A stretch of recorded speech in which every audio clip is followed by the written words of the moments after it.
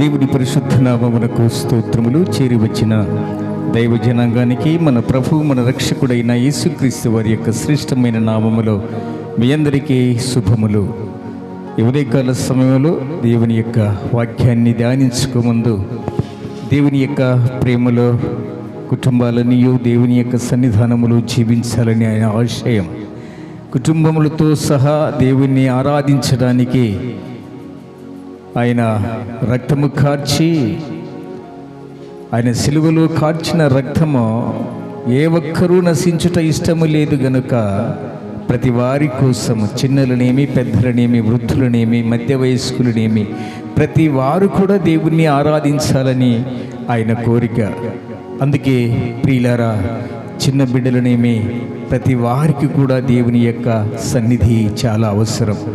చేప నీటిలో ఉంటే బ్రతుకుతూ ఉంటుంది. ప్రతి క్రైస్తవుడు దేవుని యొక్క సన్నిధానములో ఉంటే జీవిస్తాడు. అందుకే దేవుని యొక్క వాక్యము చెప్తూ ఉంది, దుప్పి నీటి వాగుల కొరకు ఆశపడినట్లు మన ప్రాణాలు తృష్ణగొనాలి. దేవుని యొక్క వాక్యము కొరకు మనము తృష్ణగొని బ్రతకాలి. ప్రియ దైవజనగమ, దేవుని యొక్క సన్నిధానములో కొన్ని కుటుంబాలను మనము జ్ఞాపకం చేసుకున్నట్లయితే కుటుంబాలు కట్టబడటం లేదు. కుటుంబాలు కట్టబడితే దేవుని యొక్క సన్నిధిలో ఆ కుటుంబాలు చాలా దేవుని యొక్క సన్నిధానములో ఉత్పన్నమైపోతాయి. అత్యధికముగా దేవుని యొక్క సన్నిధానములో అభివృద్ధి, వృద్ధి, మహాభివృద్ధి కలుగుతూ ఉంటుంది. కుటుంబాలు కట్టబడాలి అంటే దేని మీద కట్టబడాలి అంటే బండని యేసుక్రీస్తు వారి మీద మనము కట్టబడితే ఆ యొక్క కుటుంబాలు సుభిక్షముగా ఉంటాయి. అందుకే దేవుని యొక్క సన్నిధానములో మనము గమనించినట్లయితే సామెతల గ్రంథము 10వ అధ్యాయము 25వ వచనములో ఒక చక్కని మాట రాయబడి ఉంది. సామెతల గ్రంథము 10వ అధ్యాయము 25వ వచనం, నీతిమంతుడు నిత్యము నిలుచు కట్టడము వలె నుండును. సోమరి తనను పనిపెట్టు వారికి, సోమరి తనను పనిపెట్టుకుని వారికి పండ్లకు పులుసు వంటి వాడు, కండ్లకు పులుసు వంటి వాడు, కండ్లకు పొగ వంటి వాడు. దైవజనాంగమా, దేవుని యొక్క సన్నిధానములో నిత్యము నిలిచే కట్టడములుగా మనం ఉండాలి. క్రీస్తుకు పూర్వము కొన్ని కుటుంబాలను మనము జ్ఞాపకము చేసుకున్నట్లయితే నోవాహు కుటుంబము కట్టబడి ఉన్నది. ఆ ఓడలో కట్టడానికి అందరూ సహకరించారు. నోవాహు అనంతరం ప్రియులారా, పతాక స్థితిలోనికి చేరిన ఏలీ కుటుంబం, దైవజనుడైన ఏలీ కుటుంబం 2-3 అధ్యాయాలు వచ్చేసరికి ఆ కుటుంబం పతనమైపోయింది. ఇంకొక కుటుంబము హన్నా, ఎల్కనా వారి కుటుంబం కష్టాల బాధలు, అవమానాలతో కృంగిపోతున్న కుటుంబాన్ని దేవుడు ఎంతగానో హెచ్చించాడు.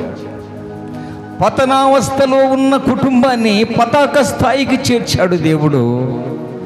పతాక స్థాయికి చేరిన ఆ కుటుంబాన్ని పతనావస్థలోనికి తీసుకొని వచ్చాడు.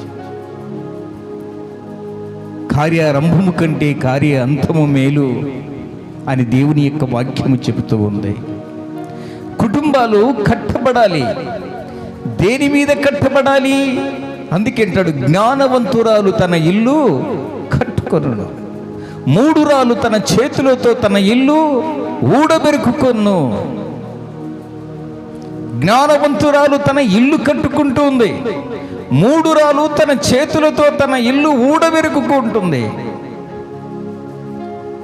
ప్రియులారా, దేవుని యొక్క వాక్యము, దేవుడు గొప్ప దేవుడు, మహాదేవుడు దేవుడు. అందుకే యెహోవా ఇల్లు కట్టించని ఎడల కట్టించు అని ప్రయాస వ్యర్థమే. ఇల్లు కట్టేవాడు దేవుడు. కానీ భూ సంబంధమైన భౌతికమైన కుటుంబాలు కట్టబడాలంటే జ్ఞానవంతురాలైన స్త్రీ జ్ఞానవంతురాలైతే ఆ ఇల్లు చక్కగా ఉంటుంది. అందుకే ఇంటికి దీపము ఇల్లాలు. ఇల్లాలను చూస్తే ఇల్లు ఎలాగుందో అర్థమవుతుందట. జ్ఞానవంతురాలు తన ఇల్లు కట్టుకొనును. యెహోవా ఇల్లు కడతాడట, దేవుడు ఇల్లు కడతాడట. ఆయన ఆత్మ సంబంధమైన ఇల్లు కడితే భౌతికమైన కుటుంబాలు బాగుపడాలంటే ఆ యొక్క కుటుంబంలో ముఖ్య పాత్ర స్త్రీ. జ్ఞానవంతురాలు ఎప్పుడైతే అవుతుందో ఆ కుటుంబం బాగుపడుతూ ఉంటుంది. జ్ఞానవంతుడు అనలే, జ్ఞానవంతురాలు అన్నాడు. ఎందుకంటే మానవుడు భిన్నమైన భిన్నములు ఏకత్వము. నరుడు ఒంటరిగా ఉండుట ఇష్టము లేదు గనుక నేల మట్టితో మానవుని నిర్మాణము జరిగింది. ఆ నేల మట్టితో నిర్మాణము జరిగిన మానవునిలో నుంచి స్త్రీని ఎముకగా తీసుకుని వచ్చాడు. ఎముక గట్టిదా, మట్టి గట్టిదా? ఎముకే గట్టిది, అలగడములు కూడా బాగా గట్టిదే.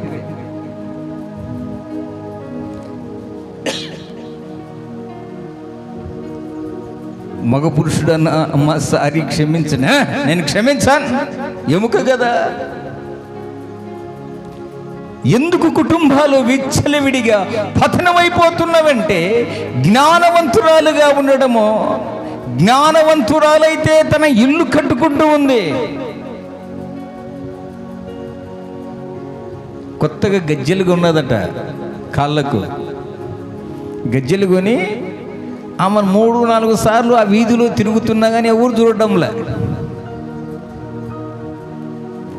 కొత్తగా గజ్జెలు కట్టి బాగా పైకి ఎగజెక్కి తిరుగుతుందంట, గల్లు గల్లుమని. ఆ రోడ్డు మీద తిరుగుతున్నా కానీ ఆమె ముఖం చూస్తున్నా కానీ గజ్జెలు ఎవరు చూడడంలే. ఇంత ధర పెట్టి ఇన్ని తులాల చైను నా కాళ్ళకేస్తే ఎవరు కూడా చూడడం లేదని వెళ్ళి ఆమె ఉన్న ఇంటికి నిప్పంటించిందట. ఆ నిప్పు అంటుకోవడంలో ఇక అందరూ ఆ ఇంటి వైపు చూస్తారు కదా. ఇప్పుడు ఆ ఇంట్లో ఉన్న ఒక బిందెని తీసుకొని చంకలో పెట్టుకొని కులుకుతూ ఉరుకుతూ పరిగెడుతూ ఉందట. ఏందమ్మా ఈమెకు ఎప్పుడు గల్లు గల్లుని శబ్దం రాలేదే అని ఈమె ముఖం చూసేది పోగొట్టి ఇప్పుడు కాళ్ళకెళ్ళి చూడబట్టిండంట. ఎందుకు? పైకి ఎగజెక్కింది చీర, ఇప్పుడు గల్లు గల్లుగిన పరిగెడుతుంది. ముఖం చూడడంలా, కాలిపోయిన ఇంటిని చూడడంలా, కాళ్ళ గజ్జెలు చూస్తున్నారట అందరూ. ఎవరిమే? మూఢురాలు. తన చేతులతో తన ఇల్లు తగలబెట్టుకునేది, తన చేతులతో తన ఇల్లు పాడు చేసేది. జ్ఞానవంతురాలు తన ఇల్లు కట్టుకుంటుంది, కానీ మూఢురాళ్ళ ఈరోజు తమ కుటుంబాలను పతన వ్యవస్థలోనికి తీసుకొని వస్తూ ఉన్నారు. హన్నా కుటుంబము, హన్నా ప్రియులారా, ఎంతో వేదనతో బాధతో కష్టాల కొలిమిలో కాలుతున్న హన్నా కుటుంబాన్ని దేవుడు పతాక స్థాయికి ఎందుకు చేర్చాడో తెలుసా? కన్నీరు కార్చి దేవుని సన్నిధానములో ఉదయాన్నే రేయి మొదటి చామున దేవుణ్ణి మొరపెట్టేది. దేవుని యొక్క సన్నిధిలో దుఃఖపడుతూ వేదనతో, అయ్యా ఈ లోకములో నేను జీవించాలంటే అవమానకరముగా ఉన్నదయ్యా, గొడ్రాలని పిలువబడుచున్నానయ్యా, ఒక వంశోద్ధారకుడు కావాలి. ఆ వంశోద్ధారకుడు నీవు బహుమానముగా ఇస్తే నీ సన్నిధిలో నేను నీకు అప్పగిస్తానయ్యా, నీ సేవ కొరకు నేను సమర్పిస్తానయ్యా అని కన్నీళ్లు కార్చి ఏడ్చేది. సంతానం కోసం కొందరు పూజలు చేస్తారు, పూజలు పురస్కారాలు చేస్తారు. క్రీస్తునందు ప్రియ దైవ జనగమ్మ, ఈ హన్నా దేవుని యొక్క సన్నిధానములో దుఃఖముకురాలై కన్నీరు కార్చి దేవుని యొక్క సన్నిధానములో ఏడుస్తుంది. అయ్యా మా పితరులు చేసిన పాపమేమో, నాకు ఇటువంటి శాపమేంటి? కన్నీరు కార్చి ప్రార్థించేది. దేవుని యొక్క కనికరాన్ని మనం పొందాలంటే కన్నీరు కార్చి మన కుటుంబాలు కట్టబడాలి. కన్నీరు కార్చడం లేదు. నీవు కష్టం వస్తే కన్నీరు కారుస్తున్నావు. కుటుంబాలు పతన వ్యవస్థలోనికి పోవడానికి కారణం ఏమిటి అంటే నీ కుటుంబంలో నువ్వు యజమానురాలిగా పిలువబడుచున్నావు, కానీ కన్నీటి ప్రార్థన లేదు నీకు. ఒక పూజారి వచ్చి అడిగాడట ఒక క్రైస్తవుని, మేము ప్రతి శనివారం టెంకాయ కొడతాం, మీరేం కొడతారు? మేము పూజిస్తాం, శనివారం వస్తే టెంకాయలు కొట్టేస్తాం, మీరేం చేస్తారు? మా టెంకాయ ఎంత గొప్పదో తెలుసా? టెంకాయ గురించి నువ్వు మాకెందుకు చెప్తున్నావయ్యా? కొట్టుకో. ఆ టెంకాయ గురించి నీకు తెలుసునా అంటే, నీకు తెలుసునా? మాకు తెలుసు. ఏం తెలుసు? నాకు తెలియదా, అందరూ కొడుతుంటే నేను కొడుతున్నాను అన్నాడట పూజారి. సరే, టెంకాయ గురించి చరిత్ర తెలుసుకో. ఈ టెంకాయ ప్రియులారా, పెద్దలను అడిగితే వారు చెప్పారట, నదులు, సముద్రాలు, వాగులు, కాలువలు సమస్తము, భూ ప్రపంచములో ఉన్న ప్రతి నదులు కూడా కల్మషమైపోయాయి. నీళ్ళని పాడు చేశారు మానవుడు.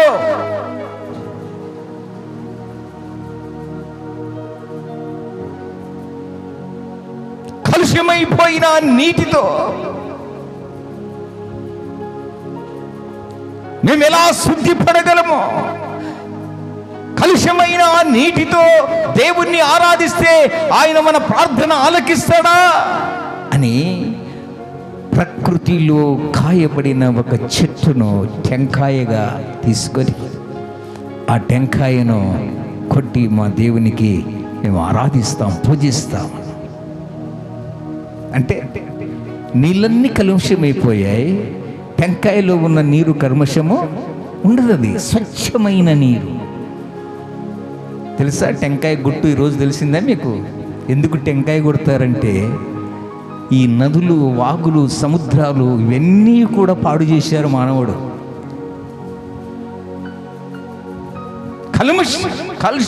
కల్మషం చేశాడు, కలుషితమైపోయింది నీరు. స్వచ్ఛమైన నీటితో దేవుణ్ణి ఆరాధించాలని ప్రతి హైందవులు కూడా శనివారం వస్తే టెంకాయలు కొడతారు. స్వచ్ఛమైన నీటితో నా దేవుణ్ణి మేము ఆరాధించాలి అని. ఆ పూజారి అడుగుతున్నాడు, అయితే మీరేం చేస్తారు? క్రైస్తవులైన మీరేం చేస్తారు? ప్రతి శనివారము మేము దేవుణ్ణి స్తుతిస్తుంటాం, ఆరాధిస్తుంటాం, టెంకాయలు కొడుతూ ఉంటాం. పాస్ అయితే టెంకాయ ఒప్పుకుంటాం, బిడ్డలకు పెళ్ళిళ్ళు కావాలంటే టెంకాయలు కొడతాం, ఆరోగ్యం బాగుపడాలంటే టెంకాయ కొడతాం, హాస్పిటల్లో అడ్మిట్ అయ్యి బయటికి రావాలంటే టెంకాయ కొట్టే వస్తాం,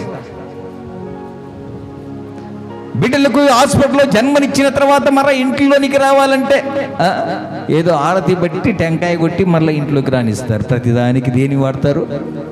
టెంకాయ. టెంకాయలు ఏమున్నాయి? స్వచ్ఛమైన నీరుంది. అయితే మేమేం వాడతామో తెలుసా? గుండెకాయలో నుంచి వచ్చే ప్రతి కన్నీరు మీ దేవునికి టెంకాయలో నుంచి స్వచ్ఛమైన నీరు, అది స్వచ్ఛమైన నీరు. ఆ నీటిని మీ దేవుడు ఆస్వాదిస్తే మనం ఆరాధించి మన దేవుడు స్వచ్ఛమైన నీరును కోరుకుంటాడు. ఆ నీరేంటో తెలుసా? గుండెకాయలో నుంచి, మనసులో నుంచి వచ్చినది కన్నీటి చుక్క. పాపాత్మురాలైన స్త్రీ ఆయన పాదముల మీద కన్నీరికి భోజనము సిద్ధపరుచుతూ ఉంటుంది. ఎవరామె? ఆమెనా అతనా? ఆమె.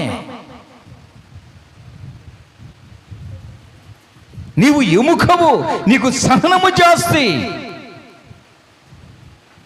అందుకే దేవుడు అంటాడు, కుటుంబ వ్యవస్థ బాగుపడాలంటే జ్ఞానవంతురాలిగా నీ ఇల్లు చక్కబెట్టుకోవాలి. మత్తయి సువార్త 7వ అధ్యాయం 24వ వచనములో కొన్ని విషయాలను మనము ధ్యానించుదాం. మత్తయి సువార్త 7వ అధ్యాయం 24వ వచనం. కాబట్టి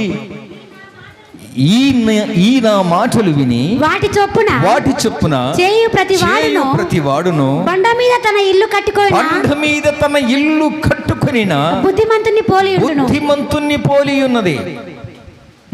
వాన కురిసెను వరదలు వచ్చెను గాలి విసిరి ఆ ఇంటి మీద కొట్టెను కానీ దాని పునాది బండ మీద వేయబడినది గనుక అది పడలేదు. అబ్బా, చపలు కొట్టి దేవుణ్ణి మహిమపరుస్తాము. బండ మీద వేయబడినది గనుక, ఏది పునాది, ఆ ఇల్లు బండ మీద కట్టబడింది కనుక హన్నా బండ మీద తన ఇల్లు కట్టుకుంటుంది. నిత్యము నిలవాలని, నిత్యము నిలుచు సియోను కొండవలే కదలక నిత్యము నిలవాలని ఆ యొక్క హన్నా గారు తన కుటుంబాన్ని జ్ఞానవంతురాలిగా కట్టుకుంటూ ఉంది. దైవజనాంగమా, ఈ నా మాటలు విని బండ మీద తన ఇల్లు కట్టుకొనిన బుద్ధిమంతుణ్ణి పోలి ఉన్నది. కుటుంబాలు ప్రియులారా, సౌలు కుటుంబమో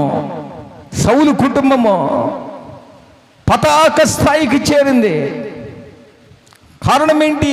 వారి తండ్రి భాగ్యవంతుడు, ఐశ్వర్యవంతుడు, సౌలు మహారాజు, ఇక ఏమి కుదవలేదు. అయినా దేవుడు చూశాడు. ఆ కుటుంబం ప్రియులారా ఎలాగైపోయిందో తెలుసా?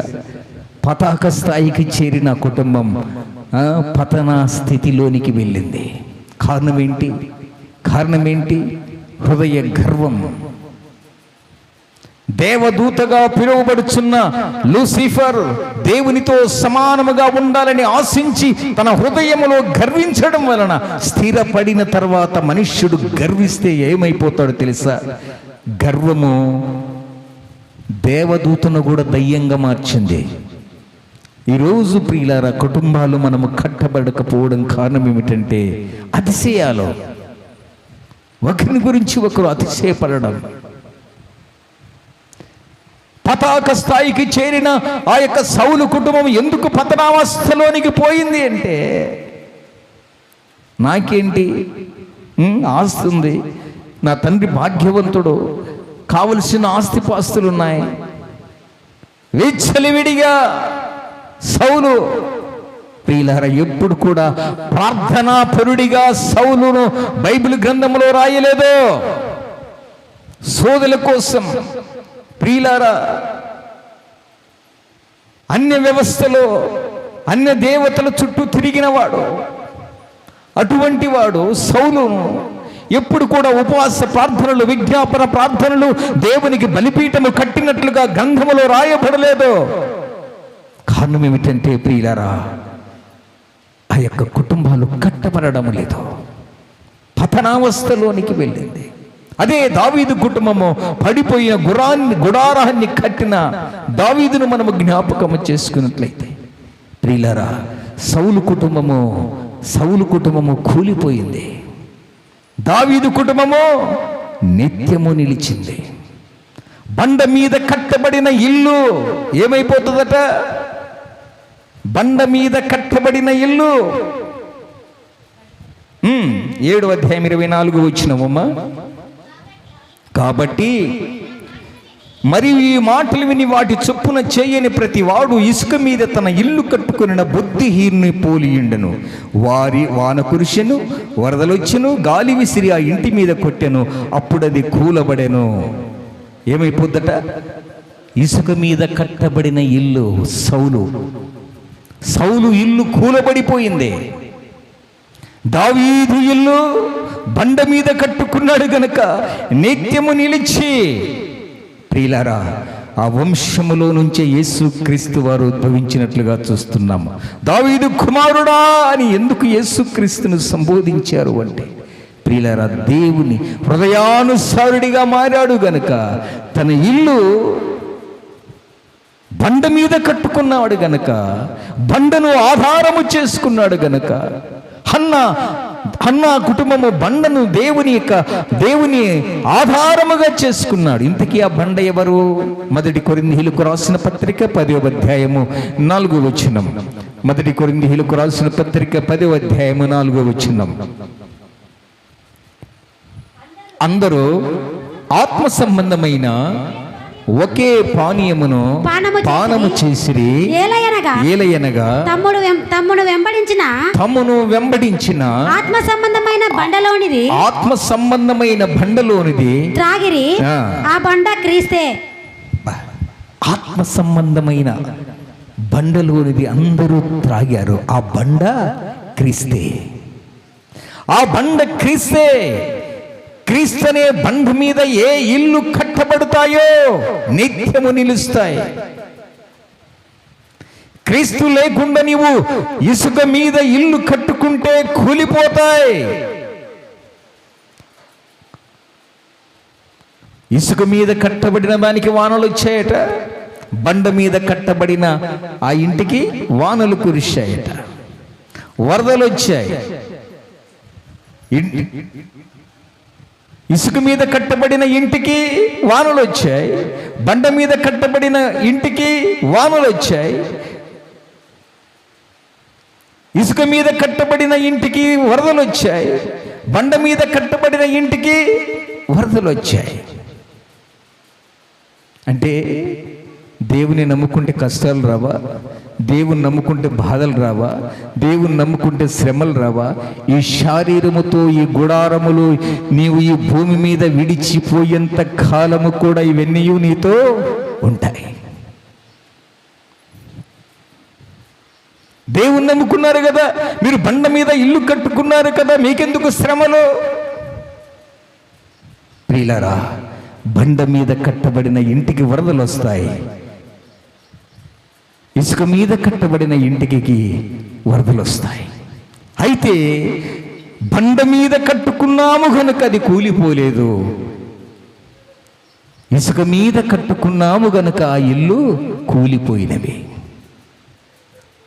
రాలిపోదువో నీవు, కూలిపోదువో తెలియదుగా నీకు ఏ క్షణమో. కుండవురా నీవు పగిలెదవు, కోరకురా నీవు కోర్కెలను. కుండవురా నీవు పగిలెదవు, అయ్యో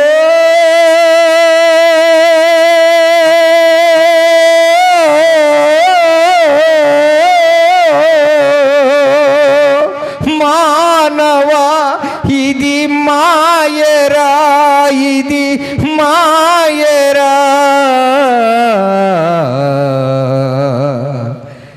రాలిపోదువో నీవు, కూలిపోదువో తెలియదుగా నీకు ఏ దినమో.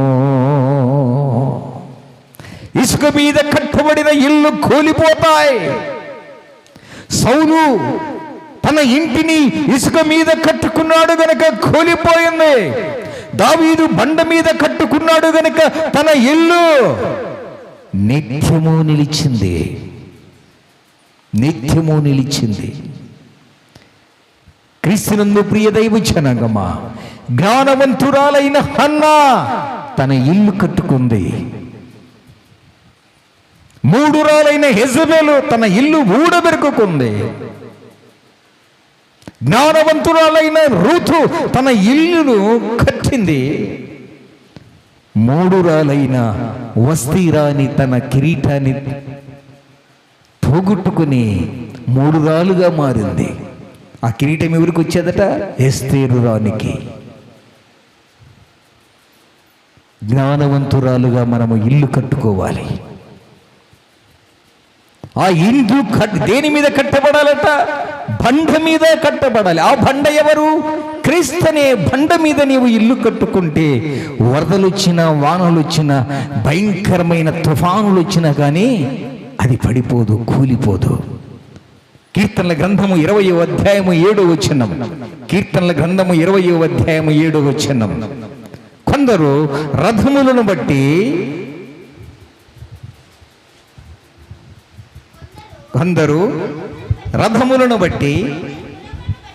కొందరు గుర్రములను బట్టి అతిశయపడుదురు, కానీ మనమైతే మన దేవుడైన యెహోవా నామమును బట్టి అతిశయపడుదము. వారు ఎవరైతే గుర్రములను బట్టి రథములను బట్టి అతిశయపడారో వారందరూ ఏమైపోయారట? కృంగి నేల మీద పడి ఉన్నారు. మనము లేచి చక్కగా నిలిచి ఉన్నాము. చప్పట్లు కొట్టి దేవుణ్ణి మహిమపరుస్తాము. ఇవి ఎందుకు నిలుస్తున్నాయి అనంటే బండ మీద కట్టబడిన ఇల్లు గనుక. భూ సంబంధమైన ఇల్లు నీవు ఎలాంటి గ్రానైట్తోనో కట్టు, ఎంత విలువ కలిగిన వెండి బంగారములతో నీవు కట్టిన ఇల్లు అది భూ సంబంధమైనది. ఆత్మ సంబంధమైన ఇల్లు యేసు క్రీస్తు అనే బండ మీద నీవు ఎప్పుడైతే ఇల్లు కట్టుకుంటావో అది నిత్యము నిలుస్తూ ఉంటుంది. నీవు ఎన్ని కోట్ల రూపాయలు హెచ్చించి భూ సంబంధమైనది ఇల్లు కడితే అది ఒకప్పుడు అది పతనమైపోతుంది. అందుకే 2వ కొరింథీయులకు రాసిన పత్రిక 4వ అధ్యాయము 17వ వచనం. 2వ కొరింథీయులకు రాసిన పత్రిక 4వ అధ్యాయం 17వ వచనం. అపొస్తలుడైన పౌలు గారు అంటారు చూడండి, మేము దృశ్యమైన వాటిని చూడక అదృశ్యమైన వాటిని నిదానించి చూస్తున్నమాట. అంటే ఏంటి? దృశ్యమైన వాటిని మేము చూడడము లేదు. నీ డబ్బు ఇది ఒకరోజు అదృశ్యమైపోతుంది.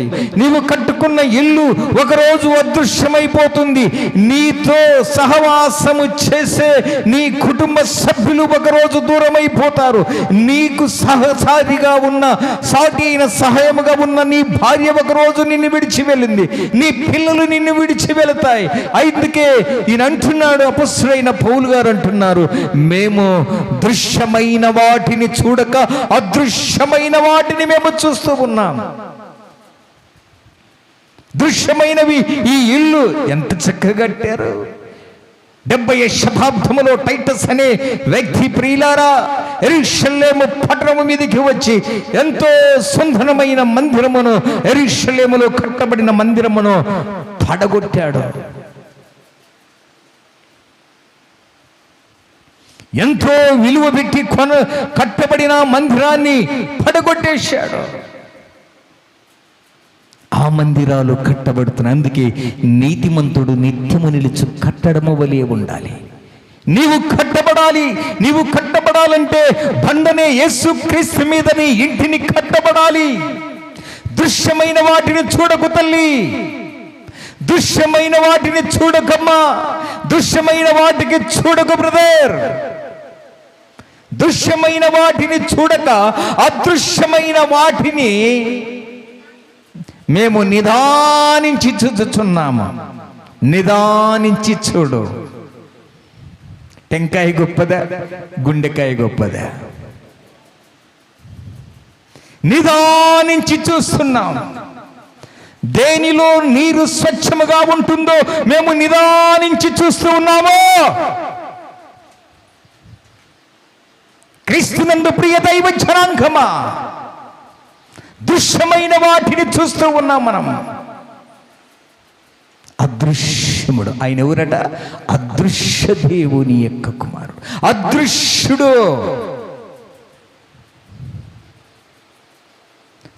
దృశ్యమైన వాటిని చూడక అదృశ్యమైన వాటిని మేము నిదానించి చూచుచున్నాము కనుక. మైక్ లేదమ్మా నీకు?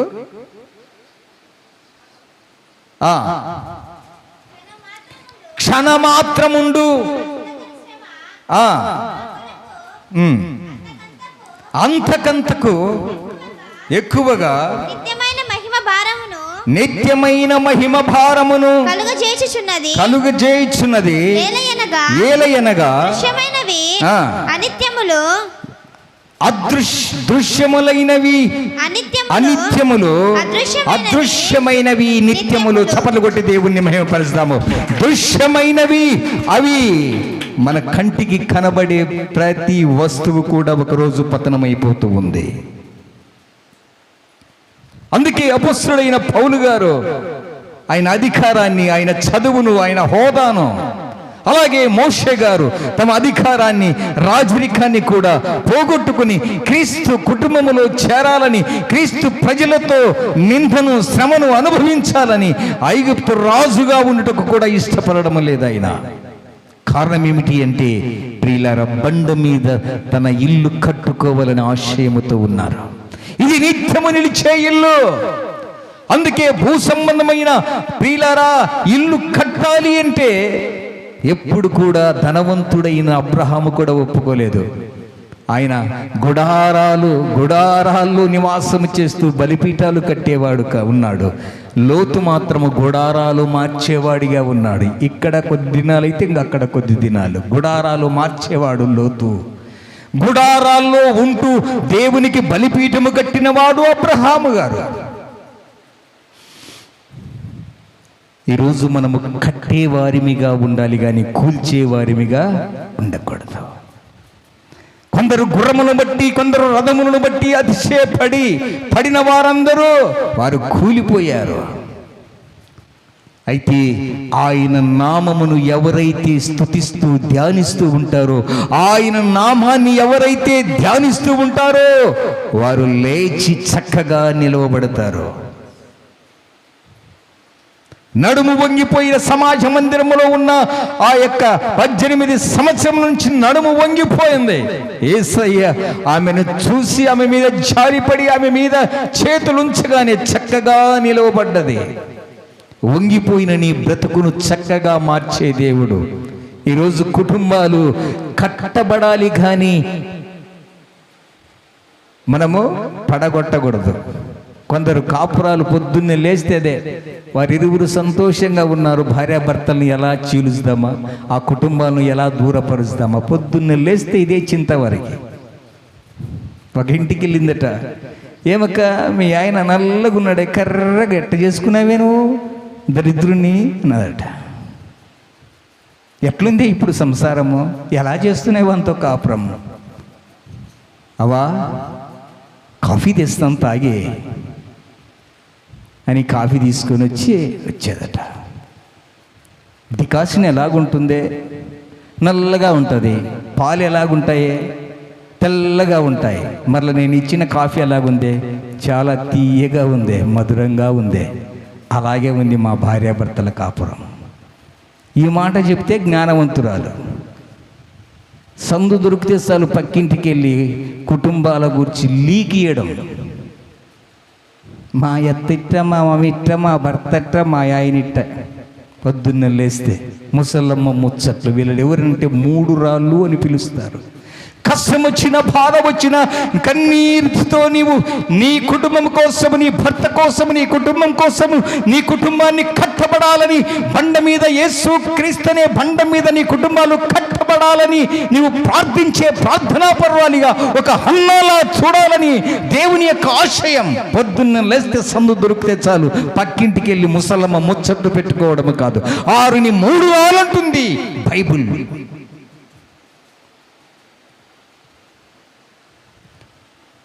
దృశ్యమైన వాటిని చూడకు. ఆయన అదృశ్య దేవుడు. ఎవరండి మనం ఆరాధించే దేవుడు? ఎవరట? అదృశ్య దేవుడు. ఎవరట ఆయన?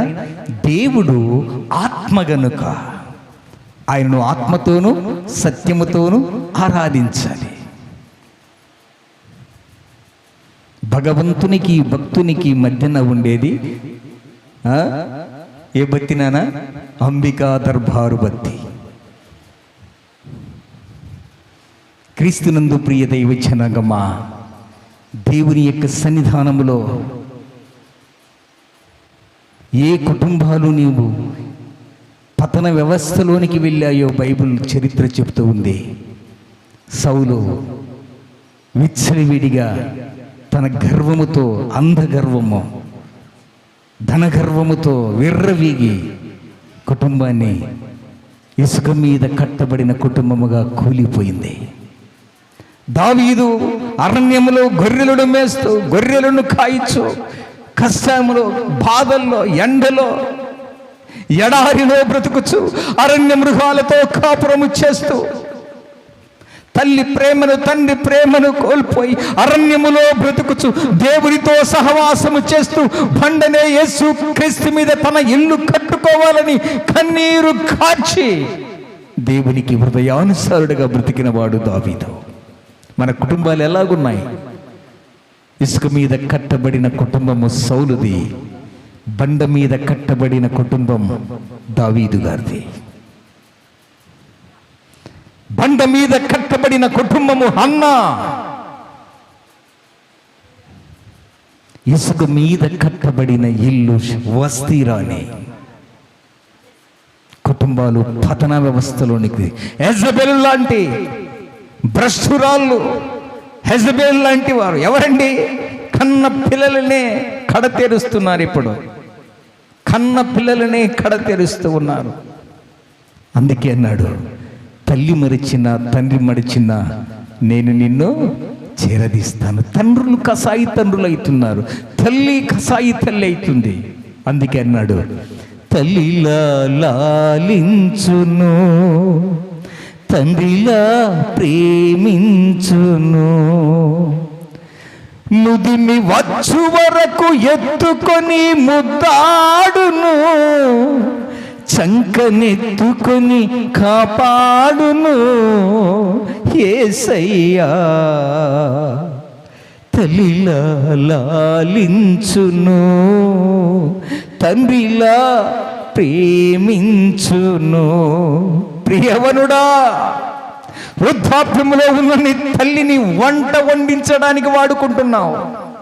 వృద్ధాప్యములో ఉన్న నీ తండ్రిని నీ ఆహ్లాద కొరకు, నీ ఉల్లాసముల కొరకు తండ్రిని కొనిచ్చేవాడిగా, తల్లిని వంట వండేదానిగా వాడుకుంటూ ఉన్నారు ఈరోజు యువత. కుటుంబాలు చక్కబడాలి అంటే, కుటుంబాలు కట్టబడాలంటే నీలో ఉన్న సోమరితనాన్ని దూరపరుచుకో. ప్రసంగి గ్రంథం 10వ అధ్యాయం 18వ వచనం. ప్రసంగి గ్రంథము 10వ అధ్యాయము 18వ వచనం.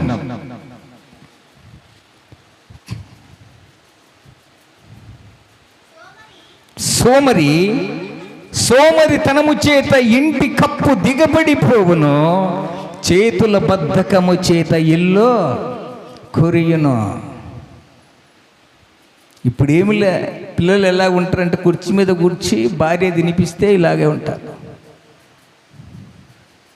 అంత సోమరితనము చేత ఇంటి కప్పు దిగబడిపోవును, చేతుల బద్ధకము చేత ఇల్లు కొరియును. కారణం, మన ఇల్లు ఇసుక మీద కట్టబడడానికి కారణం ఏమిటంటే మన కుటుంబంలో ఉన్న సోమరితనం వలన. కష్టపడము తెలియదు, కష్టపడము తెలియని వాడికి సోమరితనం అనే ఆత్మ వచ్చేస్తుంది. సోమరితనం వస్తే ఏమవుతుంది? నిద్రాత్మ. వాడు తినడం, పడుకోవడం అంతే. ఇటుక మీద తలుపు తిరుగును, పడక మీద సోమరి తిరుగును. తినడం, పడుకోవడం. తిన్నది అరగదు. ఇంకా వాడికి అరగాలంటే వాడు అటు ఇటు దొల్లాడాలి. సోమరి. అందుకే ఒక్క పూట కూటి కోసం తన జ్యేష్ఠత్వాన్ని అమ్ముకున్న ఏశావు లాంటి భ్రష్టత్వములో మనం ఉండకూడదు. వాడు తిండిపోతూ, తాగుబోతూ, తిరుగుబోతుగా మారాడు ఏశావు. అతడు తిని తాగి లేచిపోయాను అన్నట్లుగా ఉన్నది బైబిల్లో ఏశావు గురించి. ఈరోజు తినుచు, త్రాగుచు, నిద్రపోతుగా. ప్రియులారా, 8 గంటలు పనిచేస్తే ఇంకా ఇంటికి వచ్చి పనిచేయాలనిపిస్తుంది. కానీ దేవుని మందిరానికి వస్తే ఒక్కొక్కసారి ఒక్కొక్కరికి నిద్రాత్మ వచ్చేస్తుంది. ఆమె వస్తూనే దాన్ని సంకలో పెట్టుకొని వస్తుంది. ఏ ఆత్మనో? నిద్రాత్మ. 8 గంటలు పనిచేసి ఇంట్లో పడుకుంటేమి 2 గంటలైనా సీరియల్ చూసి 1 గంట అయినా సీరియల్ చూసి దేవుని మందిరానికి వచ్చేసరికి నిద్రాత్మ. ఆ నిద్రాత్మ వస్తే పక్కామ కూడా హెచ్చరించదు. పడుకోలేక పడుకో. నిద్రాత్మను సోమరితనానికి దారితీస్తుంది, చింపిరి గుడ్డలకు దారితీస్తుంది, చింపిరి గుడ్డలకు దారితీస్తుంది, తిండిపోతుతనానికి దారితీస్తుంది, సోమరితనానికి దారితీస్తుంది, తిరుగుబోతుగా మారుస్తుంది నిన్ను. ఒక్కసారి సోమరిగా నీ ఉన్నట్లయితే చీమల ఎద్దకు వెళ్ళి దాని నడతను చూసి నేర్చుకో.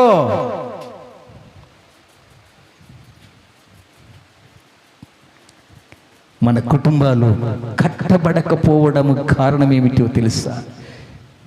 ఇల్లు కూలబడిపోతున్నాయి. ఎందుకు కూలబడిపోతున్నాయి? నీలో ఉన్న సోమరితనము చేత. చూడండి, సామెతల గ్రంథము 31వ అధ్యాయం 15వ వచనం ఒకసారి చదవండి. అబ్బా, ఎప్పుడు లేస్తుందట? చీకటితోనే లేచి తమ ఇంటి వారందరికీ భోజనము సిద్ధపరిచి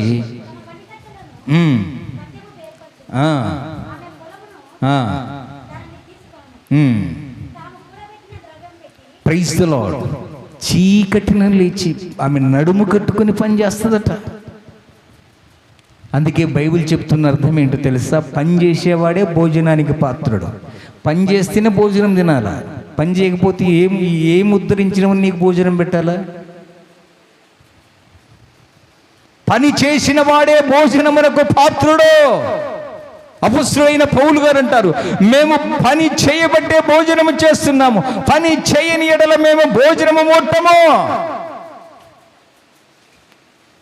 మన కుటుంబాలు ఇసుక మీద కట్టుకోవడానికి కారణం ఏమిటో తెలుసా? మనలో ఉన్న సోమరితనం వలన మన కుటుంబాలు కూలిపోతున్నాయి, పతనం అయిపోతున్నాయి.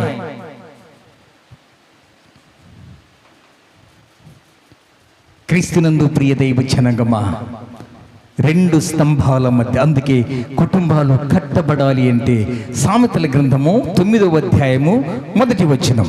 సామెతల గ్రంథము 9వ అధ్యాయము 1వ వచనం. జ్ఞానము నివాసమును కట్టుకొని దానికి 7 స్తంభములు చెక్కబడి ఉన్నవి. ఎన్ని స్తంభాలట? 7 స్తంభములు చెక్కబడి ఉన్నవట. జ్ఞానము నివాసమును కట్టుకొని 7 స్తంభములు చెక్కబడి ఉన్నవి.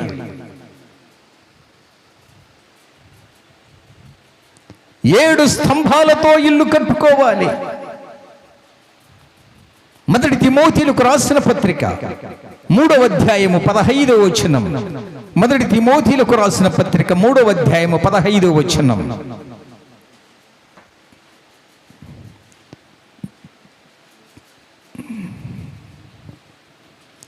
మొదటి తిమోతిలకు రాసిన పత్రిక 3వ అధ్యాయము 15వ వచనం. అయినను నేను ఆలస్యము చేసిన ఎడల దేవుని మందిరములో అనగా జీవము కలిగిన దేవుని సంఘములో జనులు ఎలాగో ప్రవర్తింపవలనో అది నీకు తెలియవలనని ఈ సంగతులు నీకు రాయిచున్నాను. ఆ సంఘము సత్యమునకు ఆధారమై ఉన్నది. చప్పట్లు కొట్టి దేవుణ్ణి మహిమపరుస్తాము. సత్యమునకు ఆధారము కావాలి. ఒక ఇల్లు కట్టాలంటే ఆధారం. భూమి మీద నీవు ఒక ఇల్లు కట్టాలి అంటే పునాది లోతుగా తవ్వి బండ మీద నీ ఇల్లు కడతావు. లోతుగా త్రవి నిత్యము నిలిచేలాగు కట్టాలని ఆశపడుతూ ఉంటావు. ఇక్కడ నీవు ఇల్లు కట్టాలి అంటే బండ మీద పునాది వేయాలి అంటే బండ మీద నీ ఇల్లు కట్టబడాలంటే కొన్ని స్తంభాలు అవసరం. సంఘము కట్టాలి అంటే కొన్ని స్తంభాలు. ఏ స్తంభాలట ఇవి? విశ్వాసులు. అది నిత్యము నిలవాలి అని అంటే స్తంభాలు అప్పుడప్పుడు తప్పిపోయే స్తంభాలు కాకూడదు, అప్పుడప్పుడు వంగిపోయే స్తంభాలు కాకూడదు, అప్పుడప్పుడు పారిపోయే స్తంభాలు కాకూడదు. ప్రియులారా, నిత్యము నిలిచి కష్టం వచ్చినా, బాధలు వచ్చినా, శ్రమలు వచ్చినా, ఉపద్రవాలు వచ్చినా, భూకంపాలు వచ్చినా కానీ నేను ఈ సంఘములో నేను నిలవగలను అని నిరీక్షణతో బ్రతకాలి. సత్యమునకు స్తంభముగా మీరుండాలి. సత్యం ఎవరు? యేసు ప్రభుల వారు. నీ వాక్యమే సత్యము. 17వ అధ్యాయము ప్రియులారా, యోహాను సువార్త 4వ వచనంలో రాయబడినట్లుగా నీ వాక్యమే సత్యము. వాక్యమై ఉన్న దేవుడు, నేనే మార్గమును సత్యమును జీవమునై ఉన్న దేవుడు. ఆ దేవుడు మనకు మార్గమై ఉన్నాడు గనుక ఆ యొక్క సత్యమునకు మనము స్తంభాలుగా నిలవబడాలి. ఆ సంఘములో సత్యానికి మనము ఆలయముగా కట్టబడాలి. దేవుని మందిరమును కట్టాలి అని అంటే కొన్ని స్తంభాలు మనకు అవసరం. అందుకే సత్యమునకు, ఆ సత్యము నిలవబడాలంటే కొన్ని స్తంభాలు అవసరం. అన్య దేవుని యొక్క ఆలయములో సంసోను గారు రెండు చేతులతో కట్టబడ్డాయి, కళ్ళు పెరిగివేయబడ్డాయి. దాగోననే దేవత గుడిలో సంసోను కట్టబడ్డాడు. కారణం ఏమిటి తెలుసా? ప్రియులారా, దేవుడు కోరుకున్నాడు యవ్వనుణ్ణి. సంసోనును దేవుడు బలముగా వాడుకున్నాడు. పచ్చి గాడిద ఎముకతో 1000 మందిని చంపినవాడు, 1000 మందిని చంపినవాడు. అటువంటి బలశూరుణ్ణి దేవుడు కోరుకున్నాడు. సంసోను అంటే ఇష్టపడేవాడు. అటువంటి సంసోను ఏమైంది? హృదయమునందు గర్వించి ఏం చేశాడు తెలుసా? తన ఇల్లు కూలిపోయింది. ఎలా కూలిపోయింది? 2 స్తంభాల మధ్య కట్టబడ్డాడు. 2 స్తంభాల మధ్య కట్టబడ్డాడు.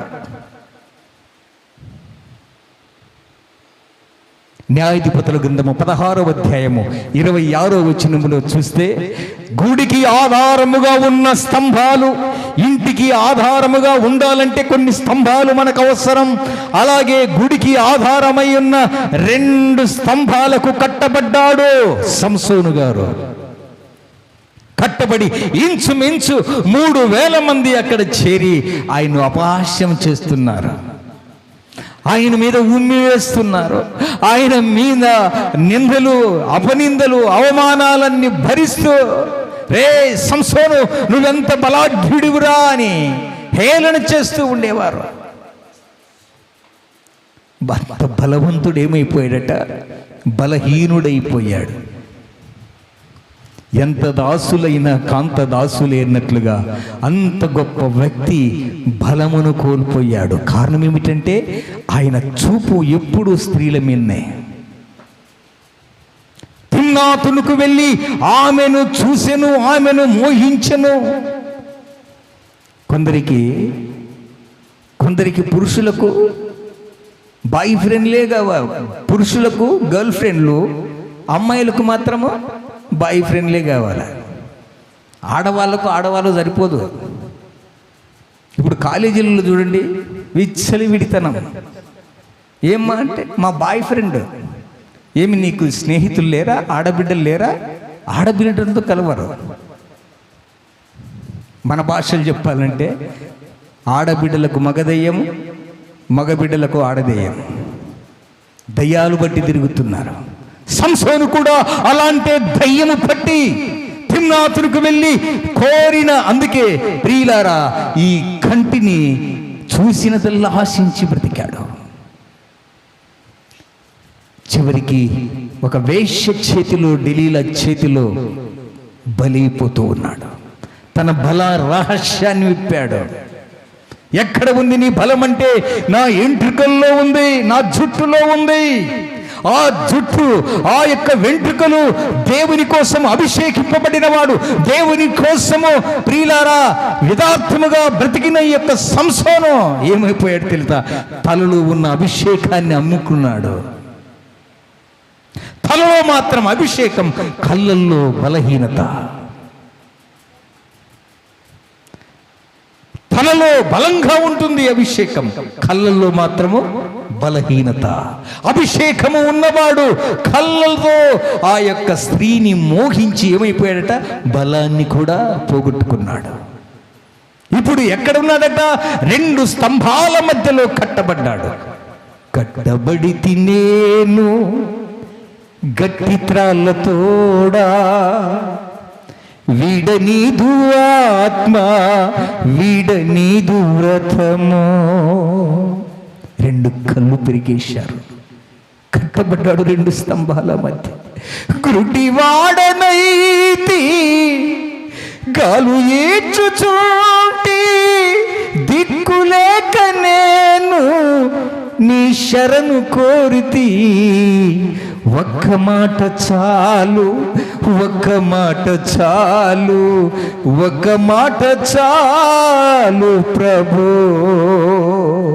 నాతో నీవు మాట్లాడినచో నీ బ్రతికేదను ప్రభు. గుడికి ఆధారమైన 2 స్తంభముల మధ్య, అన్య దేవతల యొక్క విగ్రహాల మధ్య, 2 స్తంభాల మధ్య వేలాడదీస్తూ ఉన్నారు. ఎవరిని? సంసోనును. గుడికి ఆధారమైన స్తంభాలు. నీ ఇంటికి ఇల్లు కట్టుకోవాలంటే స్తంభాలు ఆధారము కావాలి. అక్కడ రెండు స్తంభాల ఆధారము చేసుకొని బ్రతుకుతూ ఉన్నాడు సంసోను. కళ్ళు పెరికి వేయబడింది. అప్పుడు ప్రార్థన చేస్తాడు ఆయన. 28వ వచనములో ఒక్కసారి 28వ వచనము చదవండి. అప్పుడు సంసోను, ప్రభువా దయచేసి నన్ను జ్ఞాపకము చేసుకునుము. దేవా దయచేసి ఈసారి మాత్రమే నన్ను బలపరచుము, నా 2 కళ్ళు నిమిత్తము పగ తీర్చుకోమని యెహోవాకు మొరపెట్టి.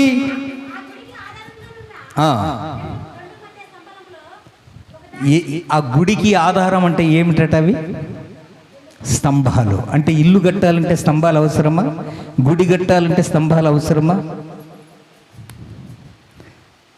ఇంటికి ఇల్లు కట్టాలంటే ఎలాగూ స్తంభాలు అవసరము. ఈ గుడికి ఆధారముగా ఉన్న స్తంభాల మధ్యలో సంసోను కట్టబడ్డాడు. ఒక్కసారి బలపరచయ్యా. 3000 మంది, ఇంచుమించు 3000 మంది స్త్రీలు పురుషులు అవమానపరుస్తున్నారు ఆయన్ని. దేవుని యొక్క గొప్ప న్యాయాధిపతి, 20 సంవత్సరములు ఇశ్రాయేలు ప్రజలకు న్యాయాధిపతిగా ఉన్నవాడు, అభిషేకం పొందినవాడు. తనలో ఉన్న అభిషేకం పోగొట్టుకున్నాడు. పోగొట్టుకోవడానికి కారణం ఏమిటి? తన కన్ను బలహీనమైపోయింది. చూచిన దాన్ని నల్ల ఆశించాడు. అప్పుడు అపస్సుల యొక్క కాలంలో ప్రియులారా, పాదాల దగ్గర వచ్చి ధనం ఉండేది. వారి ఆస్తులన్నీ అమ్మి పాదాల దగ్గర పెట్టినట్లుగా బైబిల్లో రాయబడింది. ఇప్పుడేమిలే, ఆస్తులన్నీ డబ్బంతా తల మీదకి వచ్చింది, అభిషేకం అంతా కాళ్ళ దగ్గరికి వచ్చింది.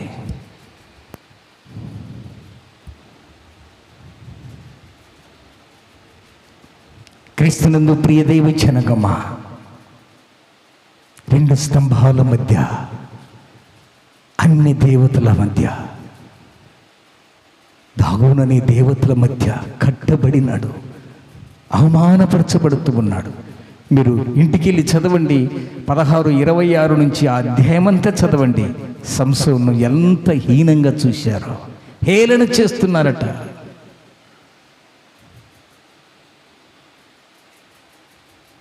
క్రీస్తునందు ప్రియ దైవ జనాంగమా, అనేకులు ఆ దేవతలను ఆరాధిస్తూ స్తుతిస్తూ దేవుని ఆరాధిస్తున్నారు. వీడు ఇశ్రాయేలీయులకు న్యాయాధిపతిగా 20 సంవత్సరములు పరిపాలన చేశాడు.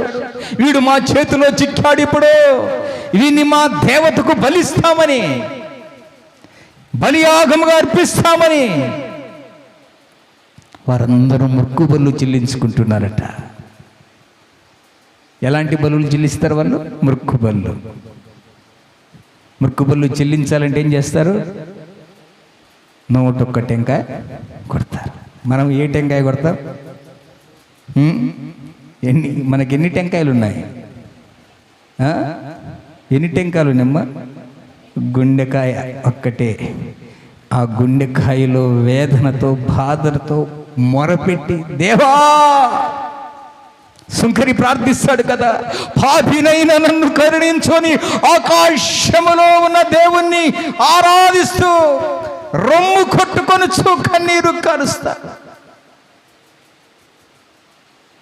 మన కుటుంబాలు కట్టబడాలంటే జ్ఞానవంతురాలైన నీవు ప్రార్థనా పరురాలిగా మారాలి. ప్రార్థనా పరురాలిగా మారాలి అంటే 9 గంటలకు 8 గంటలకు పిల్లలు బడికి పోయే టైంలో నీవు లేచి ప్రార్థన చేస్తే కాదు. వేకువజామున ఆ స్త్రీ ఎప్పుడు లేచిందట? పెందల కడనే లేచి నీ చేత్తో పాత్రలు తోమక ముందే, నీ చేత్తో పరక ముట్టక మునిపే, నీ చేతిలో వంట పాత్రలు ముట్టక మునిపే ఏం చేయాలా? మోకరిల్లి, మంచము దిగుతూనే మోకరిల్లాలి. ఆయన ముఖ దర్శనము చేసుకోవాలి. ఆయనతో మాట్లాడు. కొందరు పొద్దున్నే లేస్తే సెల్ ఫోన్లతో మాట్లాడతారు. మనం మాట్లాడుతుంది ఆయనతో మాట్లాడితే, నువ్వు మాట్లాడుతున్నప్పుడు ఎంత కఠినాత్ముడైనా నీ భర్త, ఎంత కఠినాత్ములైన నీ బిడ్డలు నిన్ను చూసేవారు కూడా మోకరిల్లుతారు.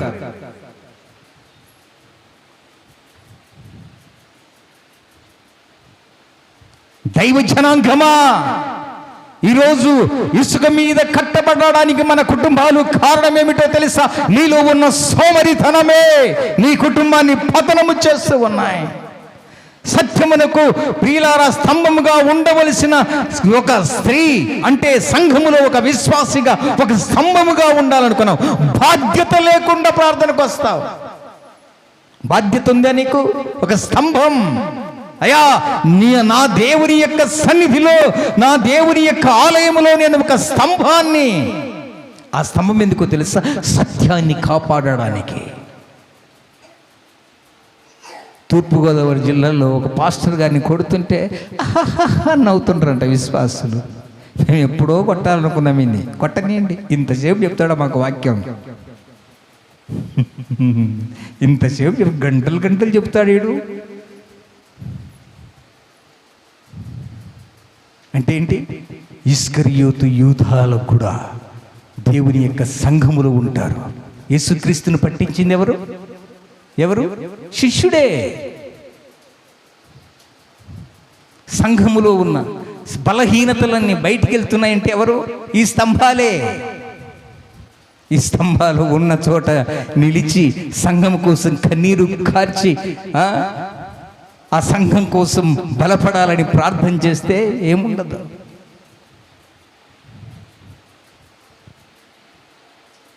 నువ్వు సత్యమునకు స్తంభముగా ఉండాలి. సంఘములో సత్యం ఉండాలంటే నీవు స్తంభాలుగా మారాలి. స్తంభం ఏమైతుంది? భారాన్ని మోస్తుంది. అది దేవుని మందిరానికి ఎలా వస్తామో తెలుసా? మనం ఎలా వస్తాం? తాబేలులా వస్తాం. తాబేలులా. ఇంకా ఎక్క రాలేదులే, మైకు పెట్టలేదులే, కొంచెంసేపు కూర్చో, పాటలు వినబడితేనే పోదాములే, ప్రియులారా, జింకలా దేవుని మందిరమునకు పరిగెత్తాలి, తాబేలులా మన ఇంటికి వెళ్ళాలి. మనమేం చేస్తామో తెలుసా? తావేలులా ఇంటికి వస్తాము, దేవుని మందిరానికి వస్తాము, జింకలా పరిగెడతాము ఇంటికి. కొట్టవసపట్లో అంటే జింకలా పరిగెత్తే వాళ్ళు.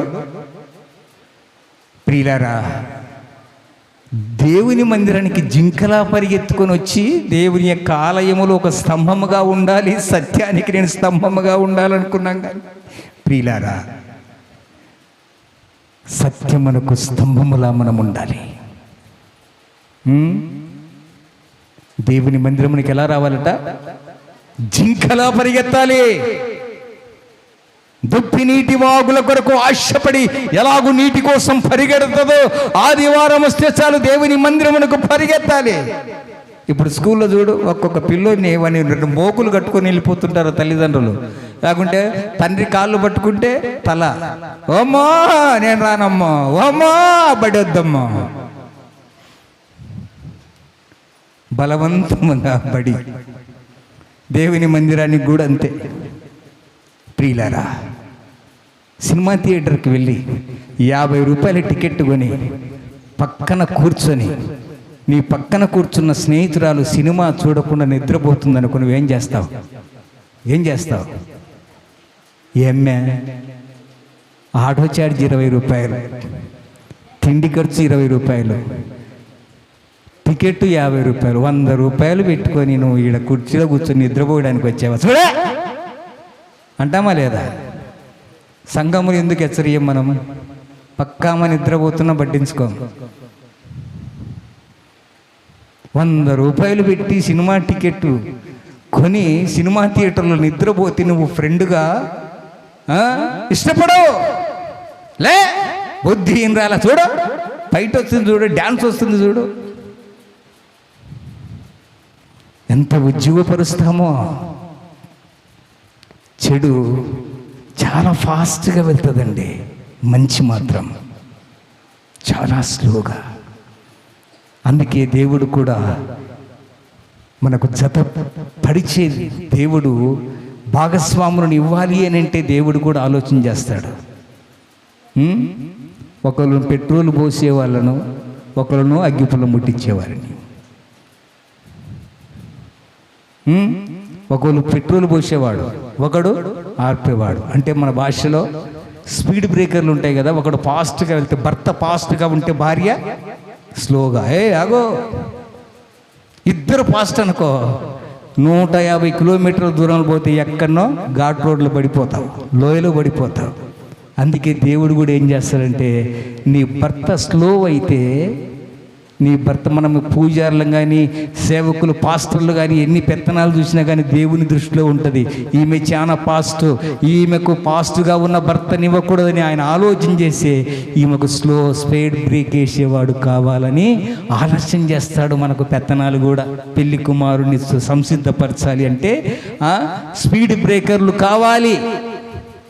ఒకడు ఫాస్ట్ అయితే ఒకరు స్లో, ఒకరు పెట్రోల్ పోస్తే ఒకరు నిప్పట్టించేవారు, ఒకరు అగ్ని అయితే ఒకరు పత్తి.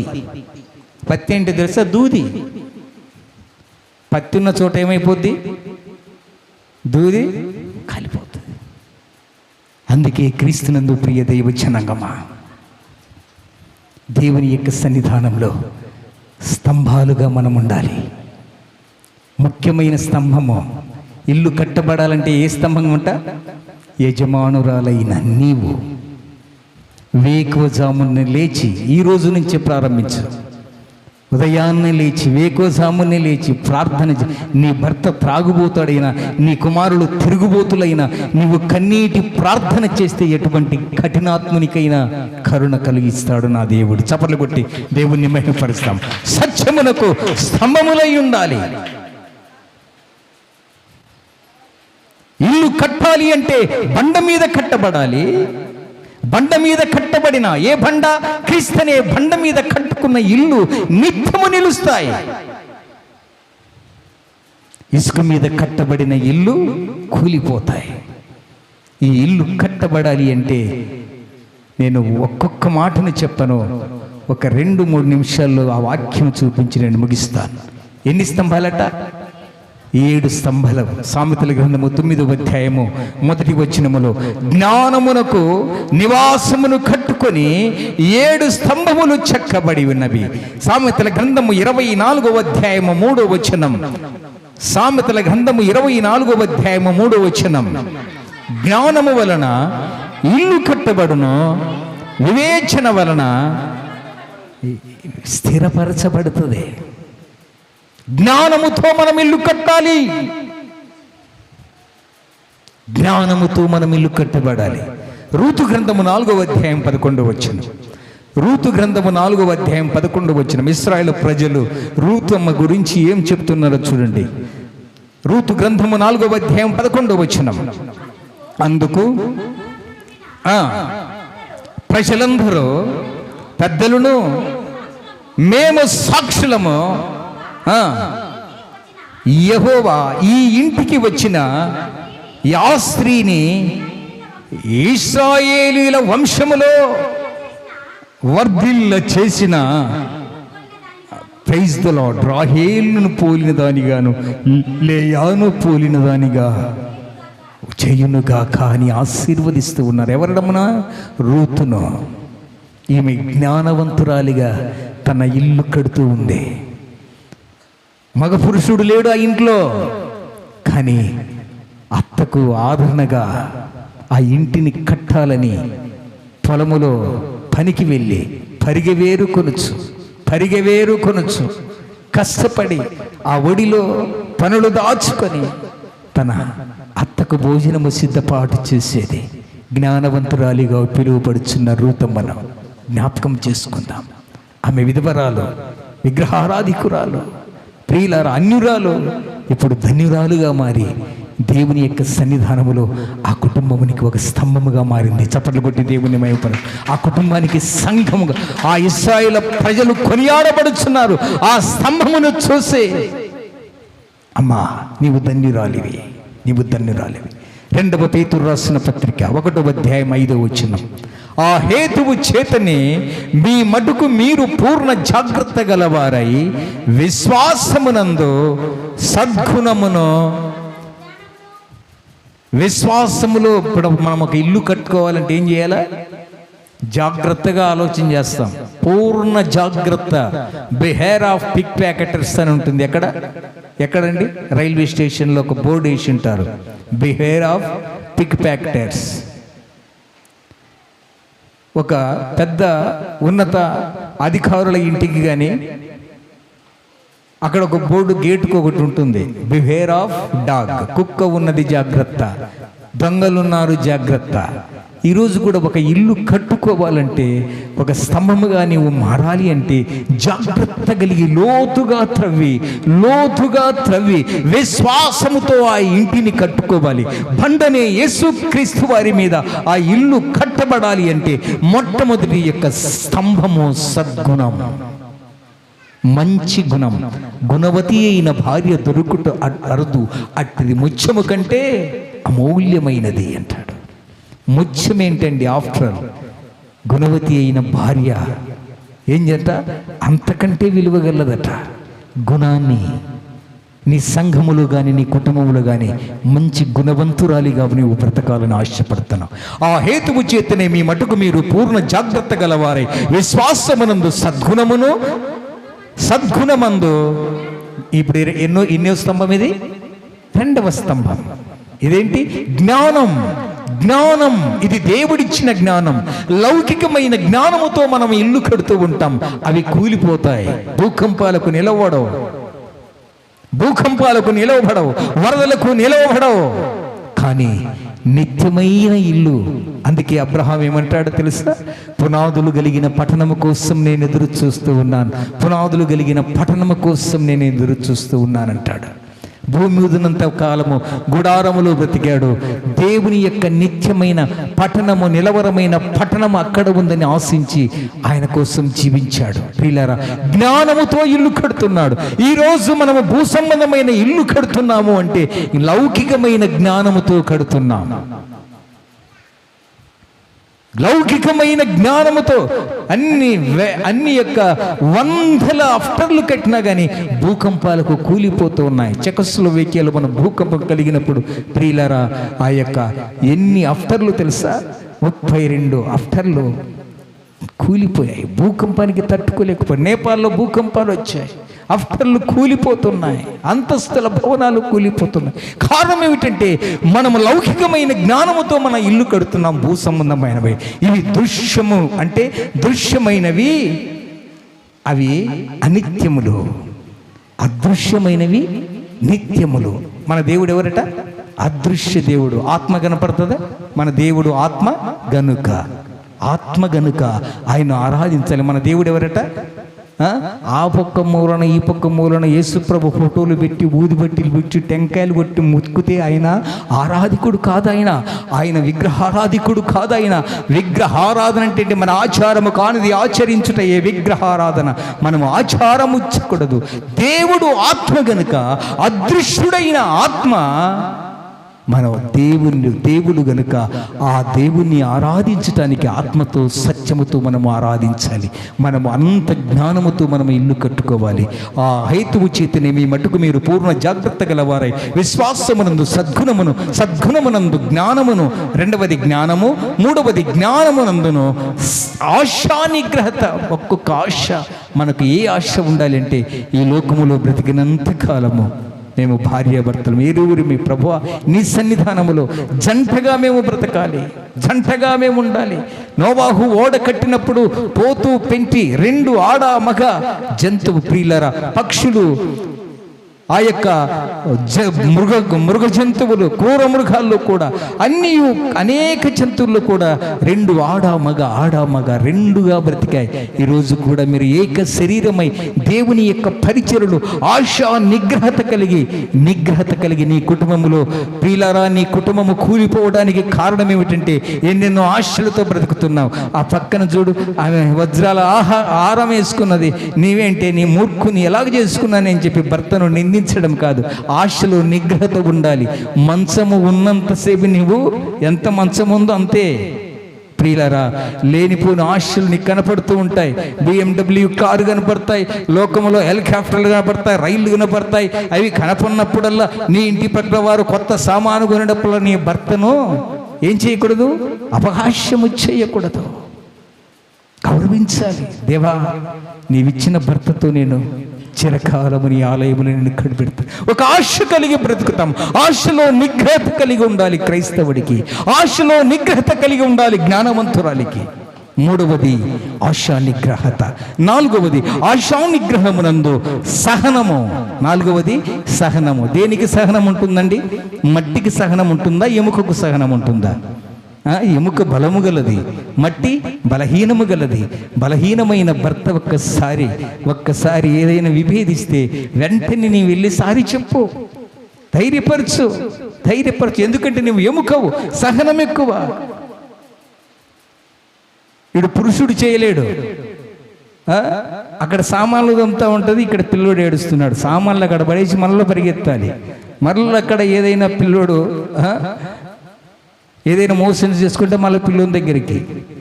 ఇట్లా కుటుంబ సమస్యలు, కుటుంబంలో మనం అలాంటి పనులన్నీ చేయడానికి ఎంత సహనం కలిగి చేస్తామో ఒక్కసారి నీవు నీ భర్తతో, నీ అత్తమామలతో, నీ కుటుంబంలో ఉన్న ప్రతి వారితో కూడా సహనము కలిగి బ్రతకాలి. సహనము నీవెందుకంటే ఎముకవు గనుక నీకు సహనం ఉంటుంది.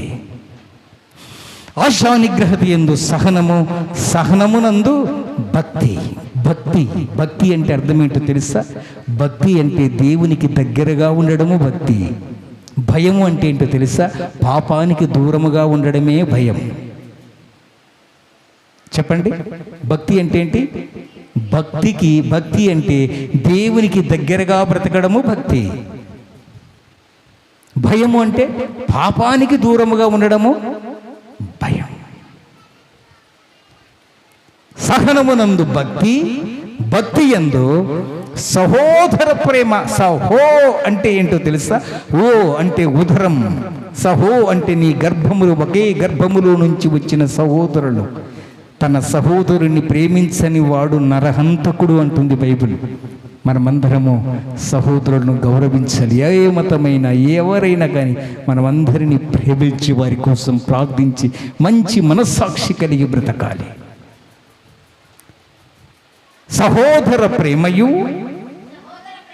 సహోదర ప్రేమయందు దయను అమర్చుకొనుడి. ఎన్ని స్తంభాలు ఐడియా? 7 స్తంభాలు. ఇవి ఎవరికి లేకపోవునో వాడు గొడ్డివాడు అంటుంది బైబిల్. వాడు ఎవడైతే ఇవి కలిగలేదో, ఈ స్తంభాలతో ఇల్లు కట్టుకోలేదో వాడు గుడ్డివాడైపోతాడో. వానికి ఇంట్లో దీపము కూడా కనిపించదు. వానికి వెలుగనేది తెలియదు, వాడు తొట్టిల్లుతూనే ఉంటాడు. జ్ఞానవంతురాలిగా మన ఇల్లు కట్టుకొని, ప్రియులరా, దావీదు ఇల్లు అంతకంతకు తేజరిల్లుతుంది, సౌలు ఇల్లు అంతకంతకు సన్నగిల్లుతూ ఉంటుంది. కారణం ఏంటి? ఇసుక మీద కట్టబడుకున్న ఇల్లు ఏమైపోతాయట? కూలిపోతాయి. బండ మీద కట్టబడిన ఇల్లు ఏమైపోతుందట? నిత్యము నిలుస్తుంది, నిత్యము నిలుస్తాయి. దేవుడి ఈ మాటలను దీవించి ఆశీర్వదించులాగున ప్రార్థించుకుందాం. అందరము మోకరిల్లుదాం. మహోన్నతుడైన దేవా, సర్వోన్నతుడైన దేవా, నీకు స్తోత్రములు. యేసయ్యా, నీకు స్తోత్రములు. దేవా, నీకు స్తోత్రములు. జ్ఞానవంతురాలు తన ఇల్లు కట్టుకొను, మూడురాలు తన చేతులతో తన ఇల్లు గోడవెరుకును అన్నట్లుగా సుడిగాలి వీచగా భక్తిహీనుడు లేకపోవును. పులుసు వంటివాడు సోమరితనను పని పెట్టుకుని వారికి పులుసు వంటివాడు, కళ్ళకు పగ వంటివాడు. దేవా, ఒక ఇల్లు కట్టాలి అంటే, ఒక ఇల్లు కట్టబడాలి అంటే, ఆ ఇల్లు కట్టబడాలి అంటే, బండ మీద తన ఇల్లు కట్టుకోవాలి అంటే నీలో ఉన్న సోమరితనాన్ని దూరపరచుకో. నీలో ఉన్న సోమరితనాన్ని, నీలో ఉన్న పిరికితనాన్ని, నీలో ఉన్న భయాన్ని తొలగించుకో. నిత్యము నిలుచు, నిత్యము నిలుచు ఇంటిలా నీవు కట్టబడాలి. ఆ హేతువు చేతనే మీ మటుకు మీరు పూర్ణ జాగ్రత్త గలవారు. విశ్వాసములో సద్గుణమని స్తంభం, సద్గుణమునందు ఆశానిగ్రహత, భక్తి, సహోదర ప్రేమ, దయ, ఆశానిగ్రహత, 7 స్తంభాలతో నీవు ఇల్లు కట్టుకో. జ్ఞానమును నివాసమును కట్టుకొని 7 స్తంభములు చెక్కబడి ఉన్నట్లుగా 7 స్తంభములతో ఇల్లు కట్టబడు. సత్యమునకు ఆలయములో నీవు ఒక స్తంభముగా ఉండాలి అంటే సత్యమునకు నీవు స్తంభముగా ఉండాలి.